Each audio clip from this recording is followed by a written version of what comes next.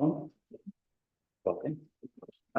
So budget books are available, but also posted to the website. I'll go through the schedule, the general schedule at the end. This is just a very basic walkthrough of sort of what's in the book, right? How to read the book. We will not discuss any of the details of the budget, right? Really more sort of just really more of sort of what's in here and sort of how to follow it. And then also just start with a very, very basic overview of just sort of the budget process. And so, if I'm covering things that you guys, sort of understand and know, we can move forward, but I'll try to get through this as quickly as possible, but, sort of stop me if I'm covering things too quickly. I can't do that. I have a tendency to do that. So the agenda here is just, sort of roll the budget committee, the meeting guidelines. The most important part is probably just the orientation to the budget document, right? What's in it, how to follow it, how to read it. I will cover the city's financial structure. So cities run very, very differently than companies and corporations. We have a fund structure. Each individual funds have their own rules and sort of governance. So I'll go through that as well. And that's and how the budget is sort of structured around that. So just in general, the process that we're going through is a statewide process. It's a joint effort between the citizens that are affected by the budget and then the elected officials responsible for providing the services. The committee itself is the 7 members of the city council, so mayor and the 6 city council members. And then there are 7 sort of elector members, of which that's the group that you were in. So the budget officer, which is the city manager, right, sort of prepares and presents the budget. They're made available for public review and comment. And then there's any revisions that are done in the process of the budget committee. When the budget committee has wrapped up its work and submits its final budget to city council then sort of takes final action and approves it on behalf of the city. So all the work that we'll do in the budget committee, right, finalizes the budget that then gets proposed to city council. So based on our conversations, there can still be some changes that happen at city council. If that does happen, they're usually fairly minor, but just be aware that that's sort of the process. So again, just sort of the role of the budget committee meets publicly, to review and advise on the budget. All the budget decisions must be held at public meetings. So individual budget committee members cannot sort of sidebar, right, or group outside of the budget committee. Now that does not mean that you can't send me questions, right, or comments or observations, right? Feel free at any point in time to send me sort of any questions you might have, comments you might have, sort of anything else that you may need as you go through the budget. A quorum must be present in order to hold a meeting. That's usually not a problem because the sort of city council members are there, plus people can join by Zoom. On the schedule, right, the very, very first meeting will be a presentation of the budget message. And so the budget message is in this document. It is a sort of 4 or 5 page outline provided by the city manager that basically outlines priorities, programs, sort of actions that were either taken or completed in the past fiscal year, and then sort of what's the overall sort of concept and ideas for the coming fiscal year. We'll also go through in that first meeting just an overall 3-year financial projection, very general, right? So the general fund, what does a sort of a 3-year outlook look like at this point? Just in the context of just sort of putting this budget, past budgets, and then future, prospective budgets into sort of perspective. And then it's the next 2 meetings that there are the individual sort of department presentations, right? So May 1st is the budget message, the financial overview. May 8th is the general fund review. And that is police, fire, planning. The building department will present there as well. We'll go through some of the other funds. And then the 15th meeting is public works. I think one of the things that's gonna be a little bit different this year as opposed to last year is there probably will be a deeper discussion on the individual projects that the city is looking to do. We covered them last year, but not in a great detail. So I think there's gonna be a little bit more of a focus on public works projects this year. And so we'll probably cover that in a little bit more detail than last year. And then lastly, the committee provides an opportunity for public to ask questions, comment on the budget. That also occurs at that last meeting. And so between this committee, the public, right, city council, this is all the process that approves the budget. It also, as part of the budget, and then the state process, the budget gets sent to the state, gets approved. The city gets approved for the ability to levy the property tax, right, and at the current rate.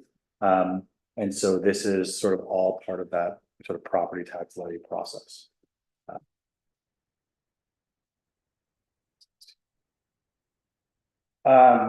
So the city fiscal year is July 1st to June 30th. So the budget that we'll be looking at goes from the period July 1st, 2024 to June 30th, 2025. The budget is a resource allocation. We'll talk about that a little bit as well, as far as what sort of comes out of it, as far as the city's actual sort of operations for the year. And then, as we talked about, this is just a process for obtaining public opinion. This is a legal document. So the budget document is the basis for appropriations. It is the basis for spending authority, and is the basis for taxing authorization. So this document in and of itself, right, is not a legal document, but it is the basis by which, sort of tax authority, spending allocations, and the overall appropriation can done. And ultimately the assessment. So we discussed this a little bit, right? There's the budget message, prepared by the city manager. It is in page 4 to 8. Yep, page 4 to 8. Explains the proposed document, right? Outlines any major changes from the previous year. Discusses any major changes in the city's financial policies or status, which there are. That entire section, so everything basically from section 4 through pages 4 through 24 is really an overview of the city, right? The budget message, the org chart, our employee count, over the historical period, an outline of some of the new projects and programs, the financial overlook and forecast, a summary of that, a discussion of major revenue sources, like a discussion of debt, and then sort of budget structure and sort of committee. So that's the information that probably is most helpful to review before the May 1st meeting. And if you have any questions about that as well, because it is pretty summary in nature, we'll cover some of the fund structure that's in there. But again, that's sort of the meat of the sort of what's going to be discussed the first meeting. Okay, the budget details. So for each of the so if I look, we'll just use the general fund as an example. So page 27. Right. Each of the funds, and we'll discuss what that means in a moment, but sort of each of these sections has a general overview, right? Just a very, very general overview of what is the fund, what does it do, right? Then there is a summary page, which is the fund summary. And then there are the individual departments, right? And so the next slides that we're going to go through are going through this detailed department sheet. And so this is what we call the budget detail. The one that you're looking at right now is general fund non-departmental.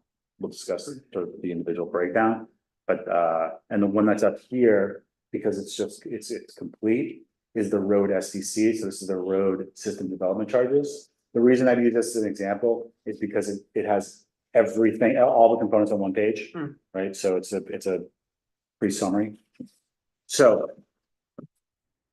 the first two columns have the past 2 years' history, right? And so these are actuals.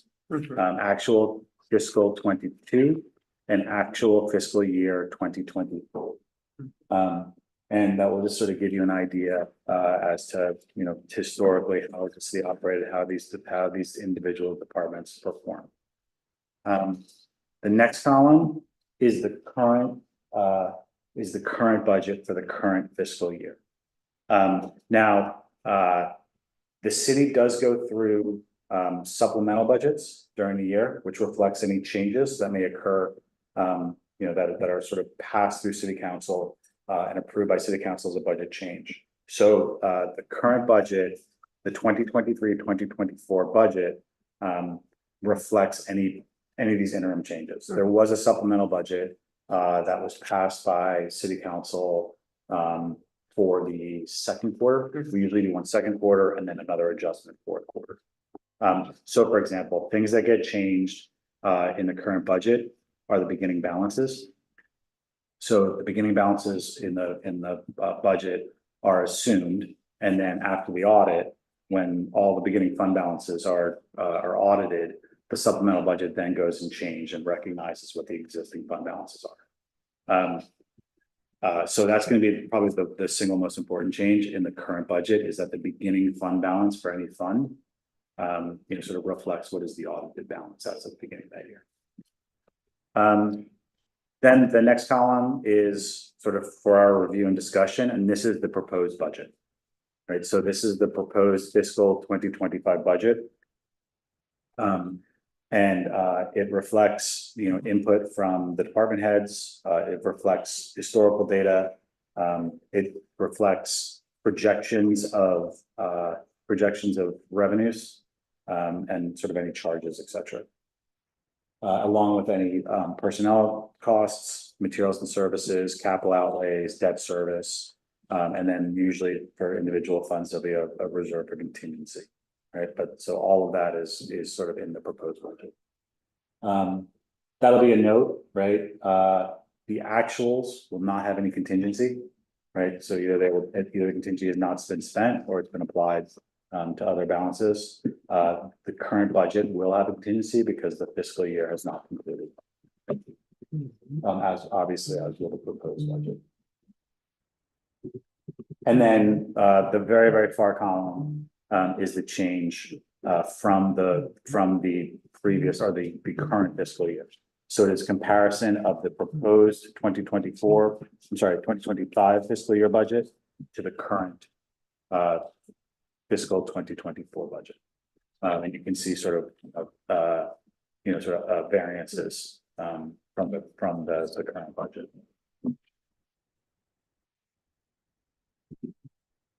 I'm gonna skip this because we'll cover this as we go through it, but this is, I want to go through the orientation of the budget document, what's in you know, sort of in each of the individual categories.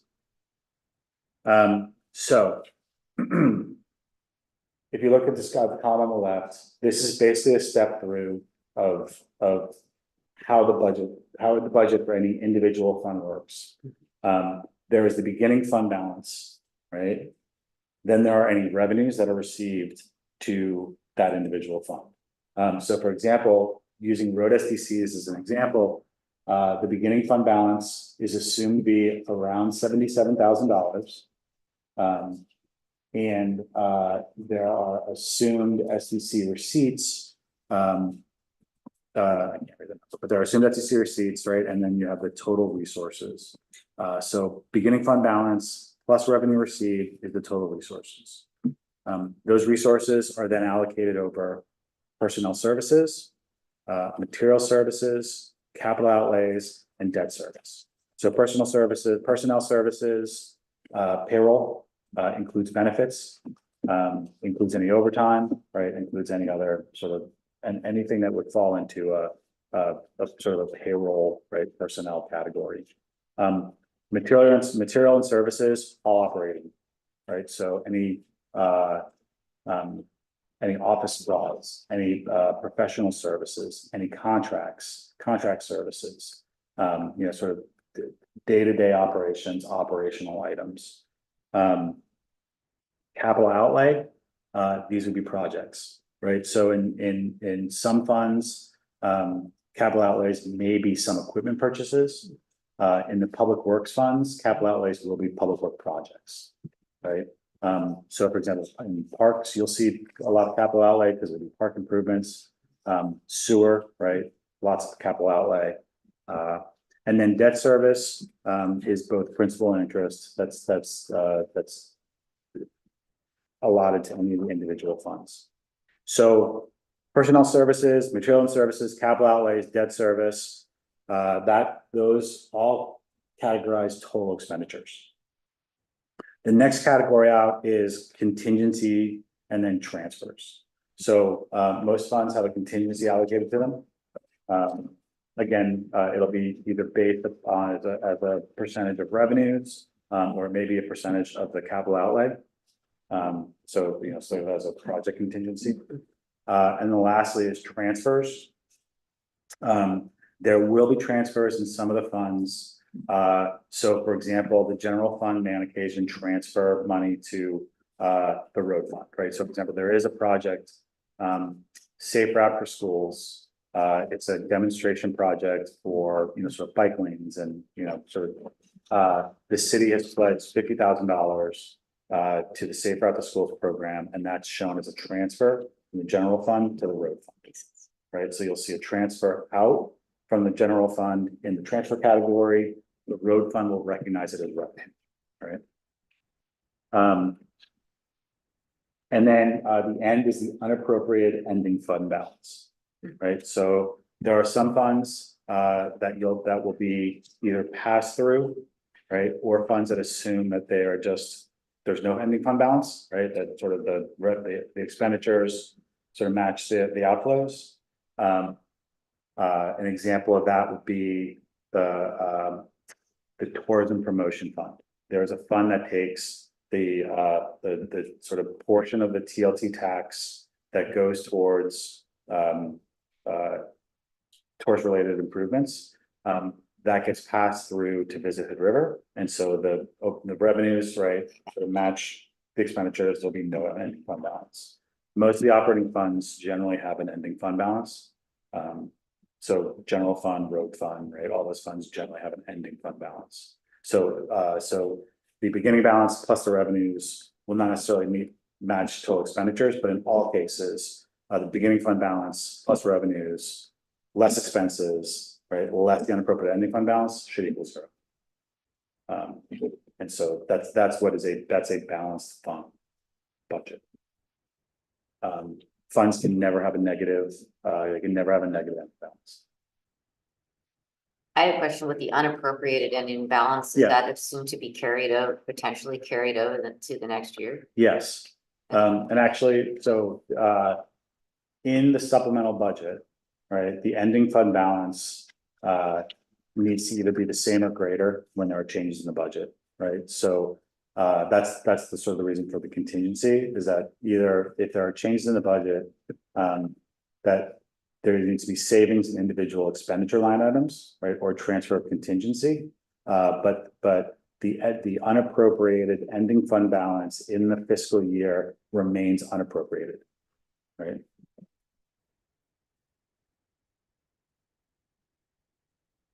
The next 2 columns in your book are blank, right? So, obviously when the committee has completed its work, the book is reproduced and it is with the approved budget, right? And so we'll show changes from the proposed to the approved. And then after adoption from committee, it will be adopted. When it is adopted, this is the legal document that is created from the budget, right? And so this is the resolution adopting the budget, and this takes each individual fund and provides the appropriations for the expenditures that were adopted in the budget. And this is the document that goes to the county assessor. This is a document that is sort of the basis for the authority for the tax levy, and is the authority for the city to spend up to these amounts in these individual for the funds and departments. I mean, this is the physical legal form that creates the authority to levy tax. This is based upon the budget. If the budget gets outlined, what's called the LB50 form. This gets submitted to the county assessor. The county assessor then issues the tax statements. Okay, we talked a lot about funds. This is the fund structure for the city, for our city and in general, excuse me, cities operate off of this fund structure. So there is the fund, there are sub-funds, and then there are departments. The funds for the city of Hood River are in these three categories. The one that everyone is most familiar with when you think about the city and government is the general fund, right? So your general fund is police, fire, the ambulance, parks, planning, city council, engineering, municipal court, parking, and then non-departmental. Non-departmental is sort of things that don't fit into any of these other categories. Non-departmental generally receives most of the general fund revenue. There's not a ton of expenses there because everything else really has been allocated to another department.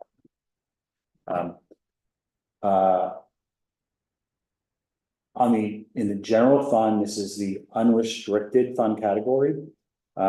Unrestricted funds, as the title, they're not limited in the ways they can be used. And they account for the ordinary operations of any governmental unit. Right. So these are the most flexible revenues that the city has. This also is the greatest amount of revenues. This is where property taxes go.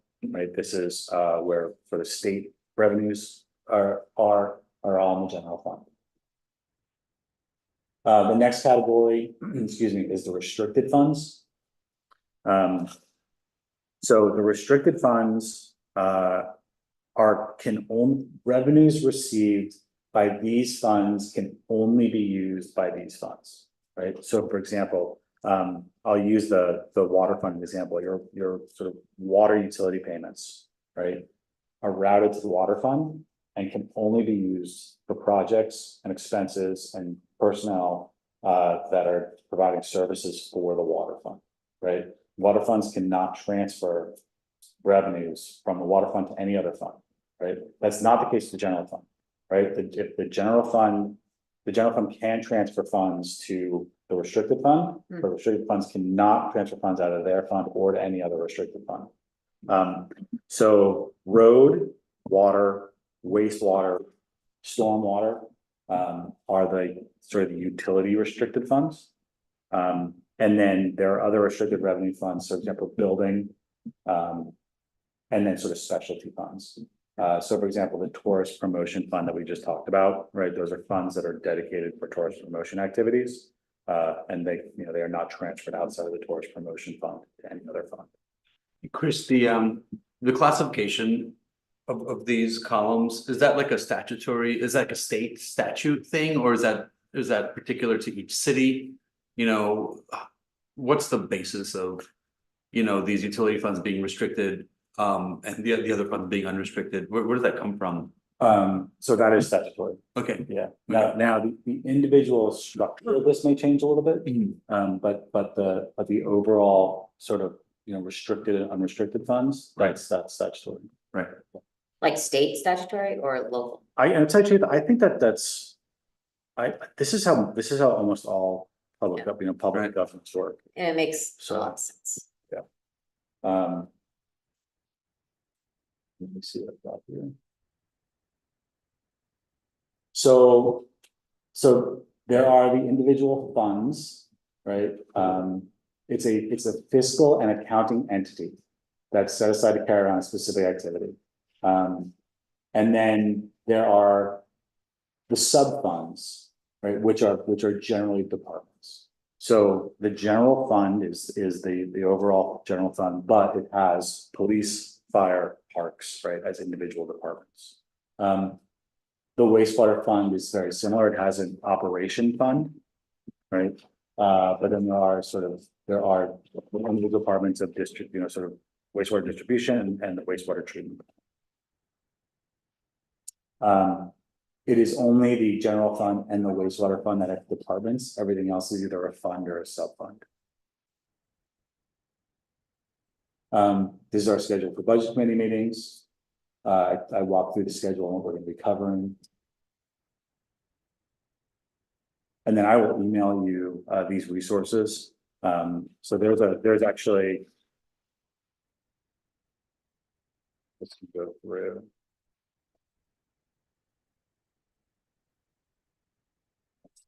The pages.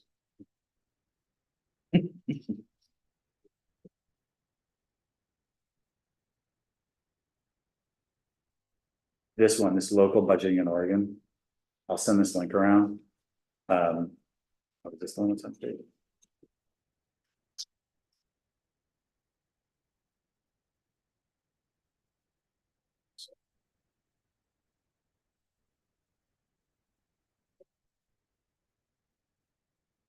I'll send you the summary document. One of these documents is a very, very good summary document of a lot of things that we talked about, and also goes in a little bit more detail as far as supplemental budgets, and then some more of the process. So, yeah, that's this one here.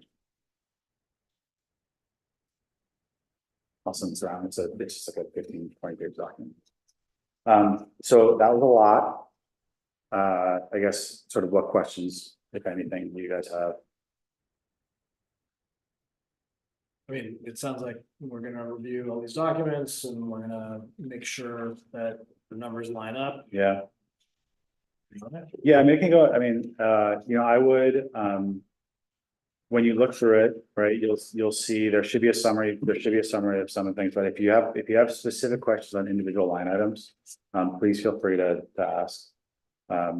You will see a lot of the same line items sort of existing. I think that if you have questions on revenues, right, there is a section in the document that talks about major revenues that are received by the city.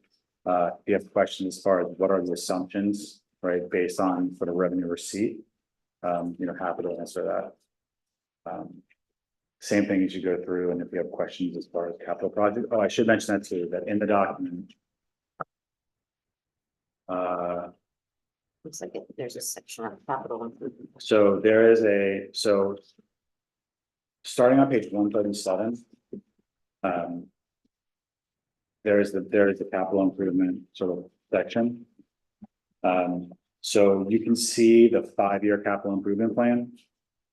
This is broken out by either department or fund, right? So it's the Parks Department, the Road Fund, Sewer Fund, the Water Fund, and the Stormwater Fund. You'll see the projects that are assumed to be planned during this fiscal year. You can see projects that are planned for future fiscal years. If you go over to the far right, you'll see a little number next to any individual projects. That's the CIP number for the project.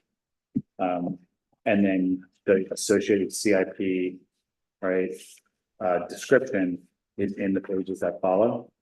So for example, if I look at the first project for the sewer fund, which is the Wilson Street pipe replacements from 9th to 12th, that's CIP 11. If you go to page 149, you see in the right hand corner there's CIP 11. Yeah. There's a description of what that project is. Yep. Nicely written.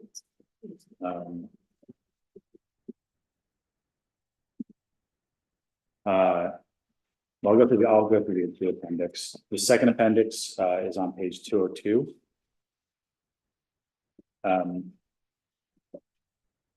So this is the city of Hood River financial policies.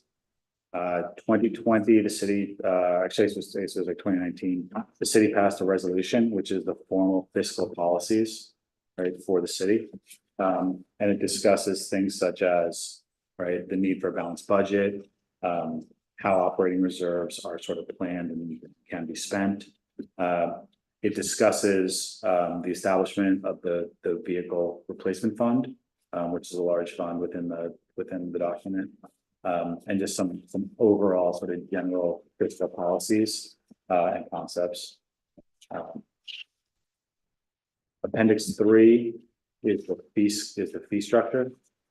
This actually was passed earlier this year by city council, and it just outlines it's probably 35 pages. It outlined all the fees and charges that are charged by the city of Hood River to residents for services.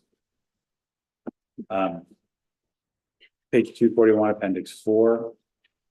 This is the debt service schedule. You can see an outline of all of the current and existing debt for the city. This is organized by fund. And it shows the sort of the full payment schedules for each of the individual indebtedness. And this includes both external and internal fund loans. And those are interest rates on those funds? The interest rates should be in the top. What kind, are these like, what kinds of, I would guess, are these bonds, a mix, or what is the? It's a mix, right? So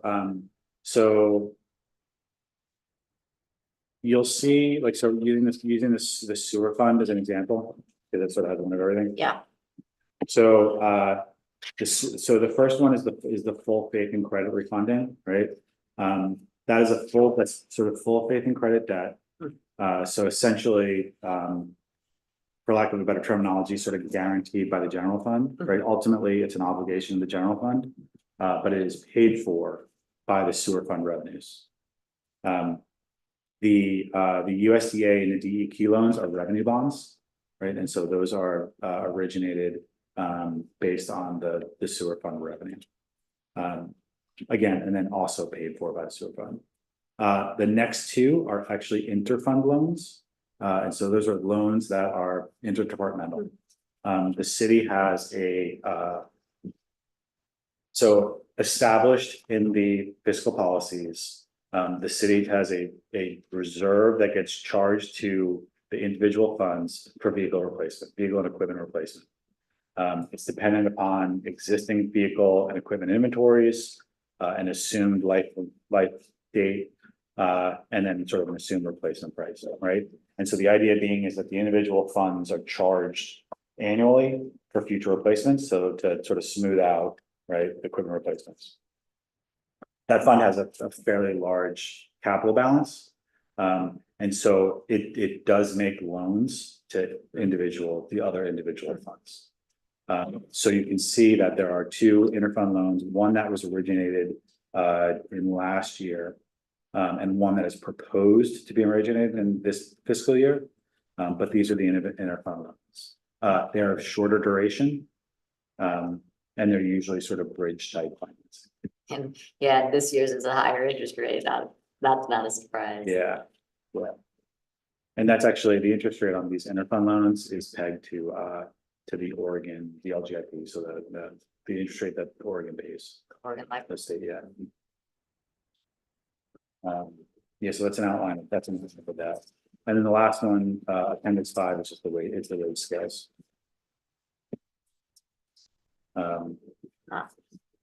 Yeah, so the city has, as a construct, the city has a fire union, a police union, public works union, and then the remainder of the employees are non-represented. And so you'll see the individual scales, right? The first one is the non-represented, right?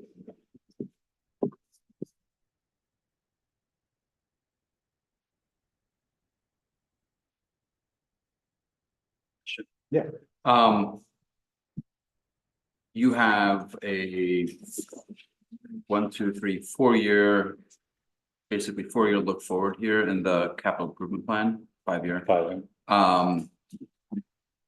Do you somewhere have the sources of, some of these are going to be capital outlays, some of these are going to be financed through some sort of debt service or some other mechanism.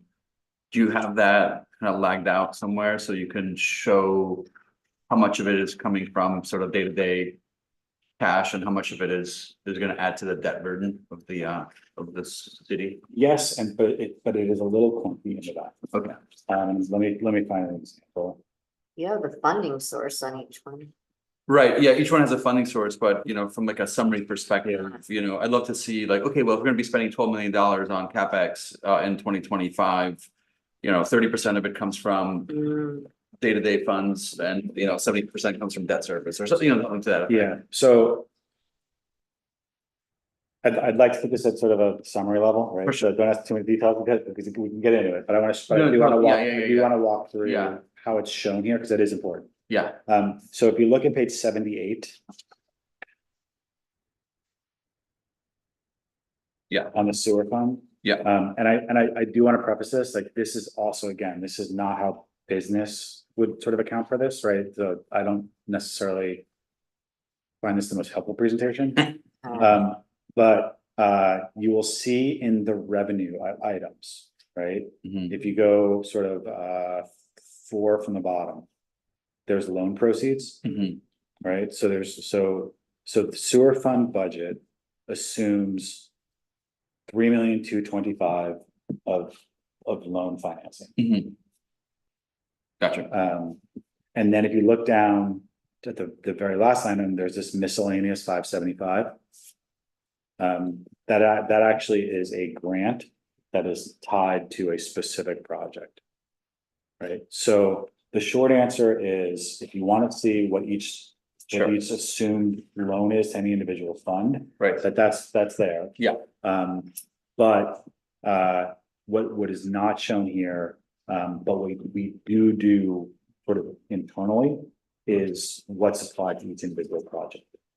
Right, and so we do assume, like, on an individual project basis, we do assume that there are sort of certain grants or funds that are directed to those projects, and certain loans or sort of revenues that are directed to those projects. Okay. But this is kind of high level. Yeah.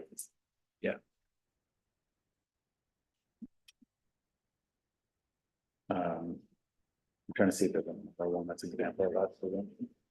I guess, so maybe a follow-on question is, on page 19, you have your outstanding debt. My assumption is that outstanding debt on page 19 is current outstanding debt, not outstanding debt, with future debt layered layered into it. Correct. Okay. Yeah, that's correct. Yeah, if I've if I've done this correctly, right? Right, it should accurately reflect. Right, outstanding the balance current debt as balance, per- yeah. As per the debt. Okay. But yes, but it does not do a projection. A roll forward, yeah. So future debt, Okay. correct. So this is not taking into account any assumed financing for the current fiscal period. Right. Or future fiscal periods that Or- cover that 5-year capital Correct. improvement plan. That's correct. Yeah. Yep. But that's what keeps you up at night. That's correct. A question from the audience here. I got the actual document you guys are referring to. Is that going to be sent out? I received like a 10-page deck that had a presentation from DA Davidson on it. Am I missing something? Oh, okay. So that was an old agenda. Okay. So I'm sorry, who's speaking? I can't see on here. I'm sorry. This is Travis Dillard. Oh, okay. So Travis, there is a link on the website for the current financial reports. Okay. That has both the city budget and the urban renewal budget. Got it. Okay. And then if you want a physical copy, there are physical copies here at City Hall that you can pick up. Sounds like that might be easier. Okay. Thank you. Yeah. Great. Anything else? No, thanks. I have just an interesting general question. Yeah. Back in 21-22, looks like the significantly lower balance for the general fund than it's interesting to see over 2 years, a large shift in the beginning fund balance. It's Yeah. interesting. So if you look down, See where the major. so if you look at, I'm trying to think how many lines down this is, but there's a line item 34030, 34045, the federal CVRF reimbursement. So So this is actually discussed in the financial overview. Okay. So those are federal COVID relief gotcha, that payments. makes a lot of sense. And so the city has received over the last 2.5 years, about $2 million of COVID fund Makes payments. And so that's that's- in no small part contributed to the increase in that. And that's over. And that's, yeah, and actually that's discussed in the budget because that was the 2022-23 was the Yeah. last year. of Makes receipt. sense, I've actually heard that. Thank you. But yes, the city overall is in a pretty healthy financial position. All right, great. Any other questions from anyone online? No, I'm good. Thank you. Okay, thank you. All right, well, thank you. If nothing else, we are complete. Thank you very much. And then we will meet with the first budget meeting on May 1st.